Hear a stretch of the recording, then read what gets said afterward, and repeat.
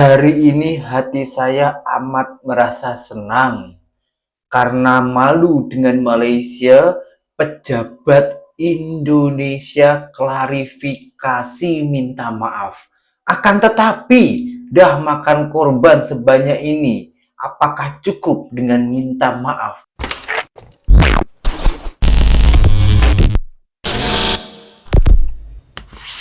Hai, halo geng. Assalamualaikum warahmatullahi wabarakatuh. Berjumpa kembali dengan saya, Zainal Story. Sebelum video ini saya mulai, gimana kabarnya kalian semua? Semoga semua yang menonton video ini baik-baik saja, dimurahkan rezekinya, selalu berpikiran yang positif dan dijauhkan dari mara bahaya oleh Tuhan Yang Maha Esa. Hari ini hati saya ada sedikit rasa senang karena dengan kebaikan Malaysia, bantuan-bantuan Malaysia, saya ucapkan terima kasih kepada Malaysia telah membantu rakyat kami. Dengan begitu banyaknya bantuan dari Malaysia, akhirnya pejabat Indonesia merasa malu, klarifikasi, minta maaf. Akan tetapi masih ramai diperbincangkan media sosial. Telah banyaknya memakan korban baru minta maaf. Malaysia dah beri bantuan dahulu. Kita hanya menghitung angka korban. Macam mana reaksi para netizen dan macam mana media televisi Malaysia menayangkan. Jom simak dulu videonya. Sesi persekolahan di puluhan sekolah di Aceh Utara, wilayah Aceh, terpaksa dihentikan sementara susulan hujan berintensiti tinggi. Memetik Kompas, sebuah tadika, 7 sekolah menengah rendah dan 29 sekolah rendah di 3 daerah telah dinaiki air. Susulan itu, pihak berkuasa memaklumkan langkah itu diambil bagi menjamin keselamatan murid. Penduduk juga diingatkan supaya sentiasa berwaspada, khususnya di kawasan berisiko banjir dan berhampiran sungai, memandangkan potensi hujan lebat masih tinggi. Pada masa sama, bantuan akan terus disalurkan terus kepada mangsa banjir secara bersepadu. Banjir dan tanah runtuh melanda wilayah Sumatera Utara. Koran hujan lebat berterusan selama beberapa hari. Menurut data polis, 148 insiden bencana direkodkan sejak 24 November di 12 daerah dan bandar, termasuk 86 kejadian tanah runtuh, 53 banjir, 7 insiden pokok tumbang dan 2 kejadian puting beliung. Kepada Raja Thailand, kepada Presiden Malaysia, kepada Presiden Singapura, kepada Raja Brunei, mohon dikirim bantuan helikopter ke wilayah dataran tinggi Gayo karena sampai hari ini kami kondisi terisolir. Mohon di drop. Ini sudah hari kelima banjir bandang, tanah longsor di kawasan dataran tinggi Gayo. Hingga hari kelima ini kami belum mendapatkan bantuan dan sampai saat ini akses komunikasi ke wilayah dataran tinggi Gayo masih terputus. Bahkan jalur transportasi pun terputus, komunikasi pun terputus. Wah, dan tidak ada cara lain hanya menggunakan udara atau menggunakan helikopter. Kepada Raja Thailand, kepada Presiden Malaysia, kepada Presiden Singapura, kepada Raja Brunei, mohon dikirim bantuan helikopter ke wilayah dataran tinggi Gayo karena sampai hari ini kami kondisi terisolir. Mohon di drop bantuan makanan dan sebagainya di kawasan tersebut. Wah, ini dari Malaysia nih geng, bantuan dari Malaysia ini ya. Untuk Banda Aceh. Bea Cukai mempermudah program ini ataupun proses ini geng. Sebuah kepeduliannya. Tapi macam mana reaksi para menteri-menteri kita yang kemarin mengatakan ataupun meremehkan, merendahkan bencana sebesar ini hanya ramai diperbincangkan di media sosial. Di sini nanti semuanya lengkap akan diulas satu persatu. Kita tengok informasi yang selengkapnya dulu.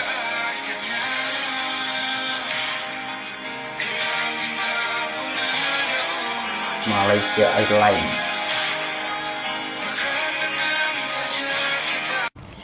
Hello, Assalamualaikum geng. Piu-piu. Waalaikumsalam. Alhamdulillah dan terima kasih untuk kerajaan Malaysia dan rakyat Malaysia yang dimana Alhamdulillah ubat-ubatan dari Malaysia pun sudah terbang dan sudah sampai di Aceh, yang dimana Oh, seperti yang kita tahu ya, daerah Aceh belum sampai lagi ubat-ubatan dari pemerintah. Mungkin ya ada kendala dengan cuaca ataupun mungkin yang lainnya, tapi alhamdulillah dan terima kasih juga kepada kerajaan Malaysia ya, yang cepat memberikan bantuan ubat-ubatan yang sangat diperlukan oleh masyarakat Aceh. Dan sama-sama kita mendoakan semoga Indonesia pulih ya, dan masyarakat yang Amin. terkena dengan musibah ini diberikan kekuatan, karena ya Amin, terlalu amin. banyak kerugian yang mereka alami ya. Dan semoga juga Betul, pemerintah betul, Kak, Indonesia betul. lebih cepat lagi ya, lebih gercep lagi ya, untuk memberikan bantuan makanan, obat-obatan, pakaian yang diperlukan oleh masyarakat Indonesia. Sekali lagi terima kasih kepada rakyat Malaysia dan kerajaan Malaysia. Kita menunggu kehancuran di mana lagi? Kan sebagai perubahan kita. Saya katakan kalau terus-terusan tanah negara dialih fungsi lahankan, suatu saat nggak ada lagi kebun bambu, suatu saat nggak ada lagi kebun jati, nggak ada lagi sengon. Semua orang berpikir ekonomi, berubah jadi perumahan, berubah jadi perkantoran, berubah jadi industri. Akhirnya nanti Indonesia dalam jangka panjang yang mahal itu adalah harga oksigen. Yang mahal adalah hidup tenang. Yang mahal adalah lingkungan yang tertata. Yang mahal itu adalah air bersih. Yang mahal itu adalah hidup yang sehat pada lingkungannya, yang memiliki basic konservasi. Surprise begitu ya, saya tidak mengira seperti Oh, ini. Mohon maaf Pak Bupati. Menteri kita akhirnya Kemarin klarifikasi. kelihatannya mencekam ya, karena kan berseliweran di media sosial, nggak bisa ketemu apa. Tapi begitu sampai ke sini sekarang, begitu rekan media tadi hadir di lokasi, kemudian tidak hujan. Nah, coba di Sumatera Utara yang kemarin kelihatannya mencekam, kan sekarang yang menjadi hal yang sangat serius tinggal Tapanuli Tengah gitu. Yang lain kan relatif masyarakatnya kita lihatlah ya. Surprise begitu ya, saya tidak mengira sebesar ini. Mohon maaf Pak Bupati, baru kali ini. Bukan berarti kami tidak peduli begitu. Ya mungkin karena Pak Agus, Pak Yana Mora ini nggak mau terlalu membebani pikiran, jadi masih semangat terus begitu beliau. Artinya logistik dan segala macamnya masih tercover. Nah kami tentu saja hadir di Tapanuli Utara ini, Iya, kayu semua. Tapanuli ya, hadir di Tapanuli ini untuk membantu seluruh masyarakat. Tidak ada bedanya apakah itu utara, selatan. Ya, itu dampak penebangan hutan Natal, gitu itu sama semua bagi kami. Dan tidak melihat Ini suku, agama, ras dan sebagainya. Jadi memang kami turun kekuatan penuh. Di sini Pak Yana Mora, Pak Agus Marsanto ini sebagai perpanjangan tangan kita ya, untuk membantu semuanya. Saya membuka posko di Bandara Silangit, posko pendampingan nasional kepada pemerintah. minta daerah. maaf setelah viral Tentu gini saja, ya. tetap saja ini yang menjadi komandan adalah para kepala daerah, tapi kami akan mendampingi secara langsung dan terus menerus. Pak, mohon maaf nih ya Pak, saya minta maaf juga dah dari lubuk hati saya paling dalam ya Pak. Itu adalah tanggung jawab Bapak. Jangan selalu berlindung di balik kata maaf Pak. Kalau memang Bapak tidak mampu, turun Pak. Bisa-bisanya congornya bilangnya apa? Saya tidak tahu akan sebesar ini. Punya TV Congernya. kagak dah? Punya sosmed nggak tuh? Kalau nggak punya TV iya dah. Tapi kalau nggak punya handphone kata gue mah kagak mungkin. Bah, semua akan pret pada waktunya. Jujur ya, gue nggak pernah semuak ini dan sebenci ini sama pemerintahan sendiri. Gue tuh orangnya ya ngontenin pemerintahan. Kalau pemerintahannya bagus, gue puji bagus. Kalau pemerintahannya jelek, gue kritik. Tapi kali ini bener-bener gue kehabisan Mantap. kata-kata. Bener, gue yaping doang, gue ngulang-ngulang doang. Mulut gue, omongan gue. Kemarin bapaknya bilang itu hanya dibesar-besarkan di sosial media. Bencana itu hanya menyeramkan di sosmed. Ternyata apa? Minta maaf kan? Saya tidak mengira akan separah ini. Makanya turun langsung dulu ke lapangan ya. Sebenarnya ya kalau orang normal mah ya yang ininya juga masih normal gitu kayak saya nih orang awam ya. Sekalipun nggak terjun ke lapangan, kalau lihat dari media sosial itu juga udah parah Pak. Itu udah astaga, Itu udah porak-poranda. Itu kurang porak-poranda apa lagi, Bapak? Hah? Kurang separah apa lagi, Pak? Hati-hati, Pak, dengan statement yang keluar dari mulut Bapak. Nggak hanya Bapak, tapi hati-hati dengan para pejabat-pejabat yang ada di Indonesia. Hati-hati dengan mulutmu dalam mengeluarkan statement. Kemarin Bapak juga yang bilang, daerahnya sudah membaik. Membaik apinya membaik, Pak. Kalau membaik, kenapa sekarang ente minta maaf? Kalau Bapak merasa tidak mampu, turun dari jabatanmu, Pak. Nyawa manusia itu bukan main-main. Nyawa manusia itu bukan angka statistik. Berkali-kali saya bilang di konten saya ya, manusia itu bukan hanya angka statistik. Kalau Bapak melihat rakyat Indonesia hanya dari angka statistik, Pak. Hanya Bapak melihat kita rakyat-rakyat cuma dari data, Pak. Data itu bisa salah. Coba Bapak terjun langsung ke lapangan, Pak. Maki-maki nggak boleh. Tapi kalau nggak dimaki, dia minta dimaki. Saya juga nggak mengira, Pak, kalau Bapak akan mengeluarkan statement seperti itu. Sama seperti Bapak tidak mengira akan separah itu, Pak. Kami semua rakyat Indonesia juga tidak mengira kalau Ketua BNPB bisa mengeluarkan statement seperti Bapak. Enak ya, Pak, digaji sama rakyat, duduk di ruangan ber-AC, nggak kena air banjir, nggak kena air bandang, nggak kena gelondongan kayu, nggak kehilangan orang tua, nggak kehilangan anak, nggak kehilangan rumah, harta benda, pekerjaan, dan segala macamnya. Enak ya, Pak, ya? Saya juga duduk, Pak. Saya juga di dalam ruangan ber-AC, puji Tuhan, alhamdulillah. Tapi saya bukan bagian dari pejabat negara, dan saya tidak digaji oleh rakyat. Kalau kemarin-kemarin Bapak tidak bisa membantu, Pak, selaku Ketua BNPB, Pak, minimal punya hati dalam berempati, Pak. Minimal diam atau minimal berkata-kata mengeluarkan statement dengan rasa empati. Intinya ya, Pak, ya, kalau Bapak bekerja di bawah pemerintahan negara Republik Indonesia, Pak, hati-hati dengan mulut, hati-hati dengan statement, jangan asal asbun. Saking laparnya dan terlambatnya bantuan korban banjir di Sibolga sampai menjelang minimarket. Jujur gue malu. Di satu sisi tetap gue nggak membenarkan ya, tapi inilah insting bertahan hidup. Ya apalagi orang tua yang nggak akan tega melihat anaknya nggak makan, kelaparan, kedinginan, akhirnya melakukan penjarahan. Ya apapun akan dilakukan untuk bertahan hidup. Nggak peduli harga diri dan rasa malu lagi. Ya meskipun nggak semua orang juga yang melakukan hal yang sama. Tapi mari kita berempati. Kalian bayangin aja, akses terputus, semua habis terbawa arus. Harusnya memang cepat tanggap sih bantuan melalui jalur udara. Tapi kenapa selalu lamban? Apa gunanya helikopter berjajar sebanyak itu? Mentang-mentang kami bukan Pulau Jawa. Selalu dianaktirikan. Dan bantuan pun gak menyentuh keseluruhan. Please jangan normalisasi perbuatan demikian. Selapar apapun, tolong jangan. Meskipun sangat urgent, jangan dilakukan. Jangan buat orang yang awalnya berempati, awalnya peduli, jadi kehilangan respect. Tetap berpegang teguh dengan nilai agama. Jangan sampai kita samakan diri kita dengan pejabat yang rakus karena mereka mencuri karena serakah, bukan karena lapar. Dan daya rusaknya luar biasa besar, tapi nggak tersentuh hukum. Sementara rakyat mencuri karena lapar, hukumannya bukan main. Jadi please berhati-hatilah, koreksi kalau benar. Percayalah, bantuan Allah akan datang pada orang-orang yang sabar. Ya bisa jadi bantuannya dari negara lain sih. Dari Malaysia bantuannya nih.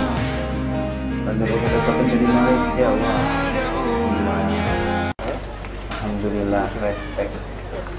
Akhirnya Bapak negara kita Prabowo Subianto turun ke lapangan ya. Rakyat semuanya menangis. Dah kelaparan semua tuh, Pak. Nanti masakin nasi yang sebanyak-banyaknya ya, Pak. Deretan tak kelaparan lagi, Pak. Tengok. Ini banyaknya lagi. Hanya dari Jawa aja.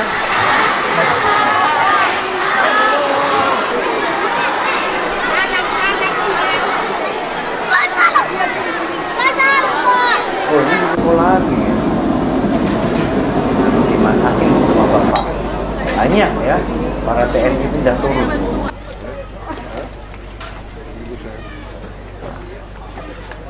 Alhamdulillah lah. Ada. Tapi ini bermula dari negara jiran loh, okay? Malaysia yang membantu. Yang pertama, bantu Indonesia, Malaysia. Tapi nggak apa-apa, kita ambil positifnya aja dan diberi kesadaran. Saya ke Medan dan ke Aceh. Saya baru dari tempat pemerintah. Sekarang prioritas bagaimana bisa segera kirim bantuan-bantuan yang diperlukan, terutama BBM yang sangat penting. BBM tadi yang dilaporkan ke saya yang sangat penting. Ada beberapa desa yang terisolasi, insya Allah kita bisa tembus. Listrik sebentar lagi saya kira bisa bisa dibuka semuanya.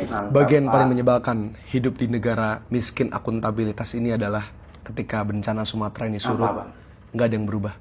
Nggak ada pejabat, pengusaha, aparat yang diadili karena melakukan deforestasi. Nggak ada perusahaan yang ditutup, nggak ada yang dipenjara. Proyek deforestasi akan terus berjalan, bukan cuma Sumatera, tapi di seluruh Indonesia. Nggak ada mereka yang akhirnya bertanggung jawab atas banyaknya kematian saudara-saudara kita di sana. Ujung-ujungnya, kematian warga kita hanya dianggap angka, statistik, dan hanya dianggap tidak semencekam itu. Bukti nyata di lapangan, banyak yang gelondongan kayu hanya dianggap sebagai bagian dari proses alam, bukan bukti bahwa adanya penebangan ilegal. Itulah yang akan terjadi persis ketika kita melakukan aksi terhadap kenaikan tunjangan DPR. 12 orang meninggal, ribuan ditangkap, tapi sampai sekarang pejabatnya masih petatang petenteng, masih hedon, masih sama aja. Nggak ada yang berubah, nggak ada yang kapok. Negara begitu berani menangkap kawan-kawan kita aktivis muda menyuarakan demokrasi, tapi begitu pengecut menangkap mereka pengusaha, orang-orang kaya, pejabat, eselon, dewan, kepala daerah, menteri, siapapun yang terlibat di dalam kerusakan alam di Indonesia yang menimbulkan banyak korban. Begitu pengecut negara. Deforestasi sudah melewati kapasitas. Di zaman Jokowi, 3 kali luas Pulau Bali hutan kita hilang. Korupsi lingkungan kita membuat kerugian yang jumlahnya triliunan, gak kecil. Mereka menggunakan dalih gak apa-apa dong deforestasi. Yang penting demi kemakmuran rakyat. Yang mana yang makmur? Oligarki, pejabat, tentara polisi yang jaga, yang mana? Sampai sekarang aja kita gak melihat ada status bencana nasional. Apa gunanya negara? Udah bener warga jaga warga. Karena lama-lama negara makin gak guna. Di sini saya memberikan sedikit komentar gini ya. Dengan adanya bencana alam yang sebesar ini di Indonesia, membuat prihatin para negara-negara jiran kita. Akankah kita menyalahkan Tuhan ataupun menyalahkan negara? Bukan. Kedua-duanya itu tak ada salah. Negara Indonesia tak salah. Allah ataupun Tuhan memberikan cobaan banjir, ini pun juga tak salah pula. Yang salah, kita pikir dengan akal yang sehat, itu para pejabat-pejabat kita yang mengizinkan penebangan hutan. Akan dibuat PT ataupun perkebunan kelapa sawit, tapi tak tengok dampaknya macam mana. Hutan kita ada habis, tak ada rasa empati, tak ada rasa tanggung jawab. Setelah kejadian macam ini, pemimpin ataupun pejabat kita malahan mengatakan itu sudah hal biasa di Indonesia. Musibah macam itu setiap tahun ada. Setelah viral media sosial di mana-mana, bahkan negara jiran kita semuanya dah tahu, netizen kita semuanya murka, barulah minta maaf. Apa guna minta maaf setelah hal itu terjadi?